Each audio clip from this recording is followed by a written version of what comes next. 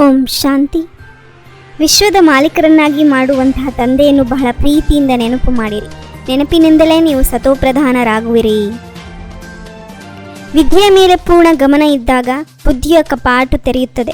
ಸ್ವಯಂ ಭಗವಂತನೇ ಓದಿಸುತ್ತಾರೆ. ಆದ್ದರಿಂದ ವಿದ್ಯಾಭ್ಯಾಸವನ್ನೆಂದು ತಪ್ಪಿಸಬಾರದು. ಎಲ್ಲಿಯ ತನಕ ಜೀವಿಸಬೇಕಾಗಿದೆಯೋ ಅಲ್ಲಿಯವರೆಗೆ ಅಮೃತವನ್ನು ಕುಡಿಯಬೇಕು. ವಿದ್ಯೆಗೆ ಗಮನ ಕೊಡಬೇಕು. ಎಲ್ಲಿಯಾದರೂ ಹುಡುಕಿ ತರಿಸಿಕೊಂಡು ಮುರುಳಿ ಅವಶ್ಯ ಓದಬೇಕು. ಮುರುಳಿಯಲ್ಲಿ ನಿತ್ಯ ಹೊಸ ಹೊಸ ಅಂಶಗಳು ಬರುತ್ತವೆ. ಭಗವಾನುವಾಚ ಸಾಲಿಗ್ರಾಮಗಳ ಪ್ರತಿ ಭಗವಾನುವಾಚ ಇಡೀ ಕಲ್ಪದಲ್ಲಿ ಒಂದೇ ಬಾರಿ ನಡೆಯುತ್ತದೆ. ಈ ಹಳೆಯ ಪ್ರಪಂಚದಲ್ಲಿ ನೀವು ಯಾವುದೆಲ್ಲವನ್ನು ನೋಡುತ್ತೀರಿ ಅದೆಲ್ಲವೂ ಸ್ವಹ ಆಗಬೇಕಾಗಿದೆ. ಅಂದ ಮೇಲೆ ಅದರಲ್ಲಿ ಮಮತ್ವವನ್ನು ಇಡಬಾರದು. ಇದು ಪುರುಷೋತ್ತಮ ಸಂಗಮ ಯುಗವಾಗಿದೆ. ಇದು ವಿಕಾರಿ ಮತ್ತು ನಿರ್ವಿಕಾರಿಯ ಸಂಗಮ. ಈಗಲೇ ಪರಿವರ್ತನೆ ಆಗಬೇಕಾಗಿದೆ. ಈ ಅಂಶಗಳು ತಿಳಿದುಕೊಳ್ಳುವಂಥದ್ದಾಗಿದೆ. ಪವಿತ್ರರಾಗಿದ್ದರೆ ಶಿಕ್ಷೆಗಳನ್ನು ಅನುಭವಿಸಬೇಕಾಗುತ್ತದೆ.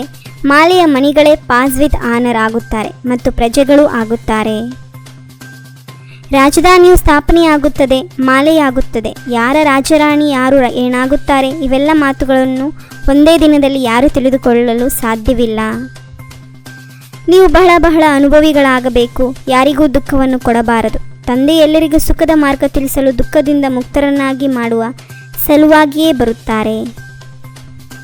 ಮಾಯೆಯ ಆಟವು ಬಹಳ ನಡೆಯುತ್ತದೆ. ಅದು ಸಹ ಬಹಳ ಶಕ್ತಿಶಾಲಿಯಾಗಿದೆ. ಬೆಹದಿನ ತಂದೆ ಮಕ್ಕಳಿಗೆ ಸಿಕ್ಕಿದ್ದಾರೆ ಎಂದಾಗ ಎಷ್ಟೊಂದು ಹರ್ಷಿತರಾಗಿರಬೇಕು. ತಂದೆಯು ನಮ್ಮನ್ನು ವಿಶ್ವದ ಮಾಲೀಕರನ್ನಾಗಿ ಮಾಡುತ್ತಾರೆ. ಅವರನ್ನು ಬಹಳ ಪ್ರೀತಿಯಿಂದ ನೆನಪು ಮಾಡಬೇಕು. ಆದರೆ ಮಾಯೆಯು ವಿಕಲ್ಪಗಳು ಬರುತ್ತವೆ.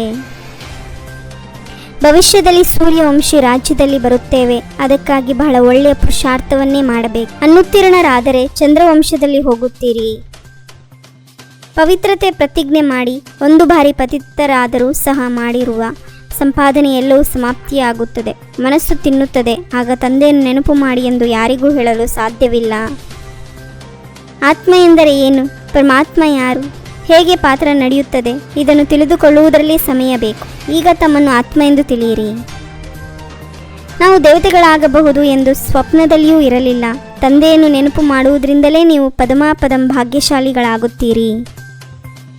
ನೀವು ಶಿವತಂದೆಗೆ ಕೊಡುತ್ತೇವೆ ಎನ್ನುವ ಸಂಕಲ್ಪವು ಬರಬಾರದು. ಏಕೆಂದರೆ ನೀವು ಪದಂ ಪತಿಗಳಾಗುತ್ತೀರಿ. ಕೊಡುತ್ತೇನೆನ್ನುವ ಸಂಕಲ್ಪ ಬಂದರೆ ಶಕ್ತಿ ಕಡಿಮೆಯಾಗುತ್ತದೆ. ಜೀವಿಸುವವರು ಅಮೃತವನ್ನು ಕುಡಿಯಬೇಕಾಗಿದೆ. ಶಿಕ್ಷಣವನ್ನು ಧಾರಣೆ ಮಾಡಬೇಕು. ಭಗವಂತನೇ ಓದಿಸುತ್ತಾರೆ. ಆದ್ದರಿಂದ ಒಂದು ದಿನವೂ ಮುರುಳಿಯನ್ನು ತಪ್ಪಿಸಬಾರದು.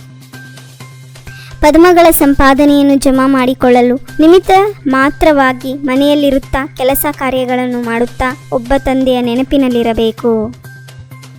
ಪ್ರಸನ್ನತೆ ಆತ್ಮಿಕ ಘನತೆಯ ಮೂಲಕ ಸರ್ವರನ್ನು ಅಧಿಕಾರಿಯನ್ನಾಗಿ ಮಾಡುವಂತಹ ಗಾಯನ ಮತ್ತು ಪೂಜೆಗೆ ಯೋಗ್ಯ ಭವ. ತಂದೆಯಿಂದ ವರದಾನವನ್ನು ಪ್ರಾಪ್ತಿ ಮಾಡಿಕೊಳ್ಳುವ ಸಹಜ ಸಾಧನವಾಗಿದೆ. ಹೃದಯದ ಸ್ನೇಹ ಪ್ರಸನ್ನತೆಯ ಪ್ರಾಪ್ತಿಯು ಕೆಲವರನ್ನು ಅಧಿಕಾರಿಯನ್ನಾಗಿ ಮಾಡಿಬಿಡುತ್ತದೆ. ಕೆಲವರು ಭಕ್ತರಾಗಿ ಬಿಡುತ್ತಾರೆ.